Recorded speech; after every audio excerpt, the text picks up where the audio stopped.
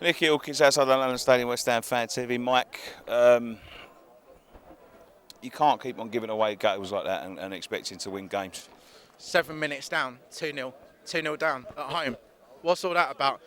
Leicester haven't won away from home in 2017, I believe, or they hadn't. I don't think they've won away all season, have they? Or they hadn't scored. 15 games.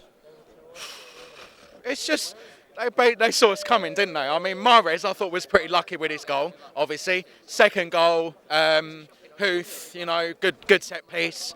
To get beat from two set pieces though is really, really disappointing. I'm glad. I was actually glad with the side that he put out today. It was obviously good to see a right back in a right back position, and obviously good to see Kouyaté back in his central midfield position.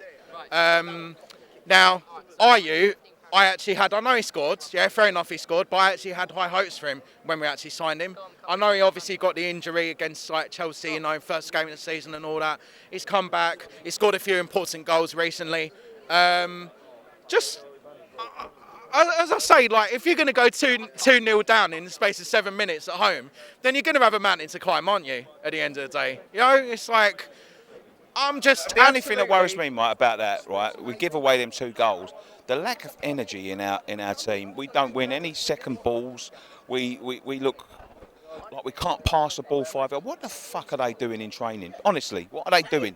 do you know what? What really, really wound me up is that we got 6 minutes of added time, and I thought to myself, oh, that's going to really lift the players. And Leicester kept on trying to make, subs to sort of disrupt our rhythm. That's the only reason why they kept on making those subs, because they wanted to disrupt our rhythm, and they succeeded in doing it. 6 minutes of added time, or 6 minutes of time at the end of the second half. You'd have thought we'd still be going at them, and then passes going astray. Just simple passes, like you say. Can't do the simple things right. If you can't do the simple things right, then you ain't going to win football matches. I'm not here to come on and criticise players. I know some people seem to think that I've come on here to criticise players. It was first Payet, secondly Noble. I'm not here to dig anyone out. But today, this is my own observation. Carroll. What does Carroll offer to us apart from a few knockdowns? Yeah, he had a few chances and that. I thought he was quite isolated. Didn't really have anyone to play off him. Maybe if you sort of pushed Ayew and went sort of 4-4-2, then he might have had more of a chance. Could have got knockdowns and stuff. But Carroll, yeah, he had a few chances. To be fair, but what did he do apart from that? I'd question what Antonio was doing, because I didn't see him pass the ball to our player once. Do you know what? I actually thought first minute, stops to finish seeing bubbles and all that. First attack of the game coming from Antonio down the left. I'm thinking right, okay, this is good. Good signal of intent. Let's go at them. Let's really, really go at them. I don't think anyone in that ground, including the Leicester fans, saw them going 1-0 up in 4 minutes. There's no way at all. I just think that there's still that evident nervousness around the stadium, on the pitch as well. I mean, we could blame so many things. We could blame the players, we could blame the manager, we could blame the size of that pitch.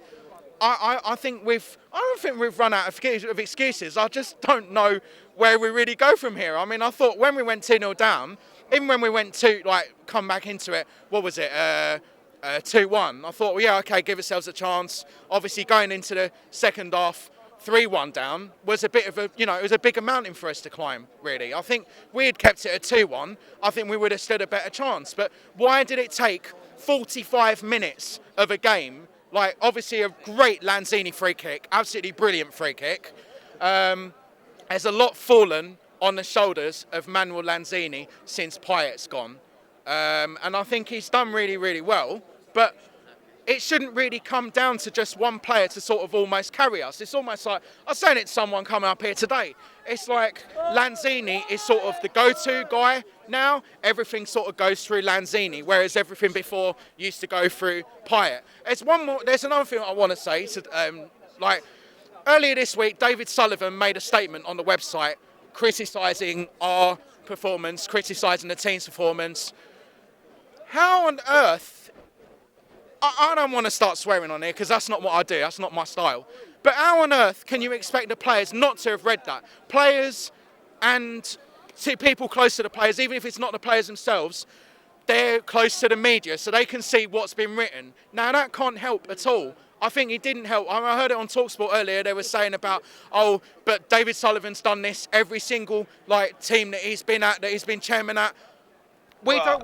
To be fair, mate, whether he said anything or not, the performance last week weren't good. The performance this week weren't good enough. They need to look at themselves rather than looking at internet sites and start to pull their fucking fingers out.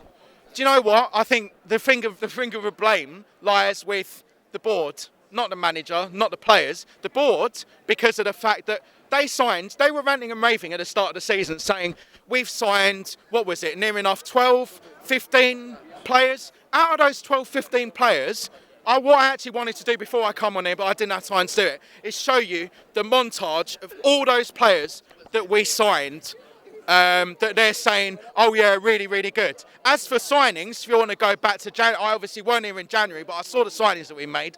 Obviously, Font and, who is it, Snodgrass. We've overpaid for Font. I've said this already last time I was on here. And Snodgrass, I think we've overpaid for him as well. I don't think Snodgrass is good enough. If he was good enough, why isn't he starting away at Bournemouth?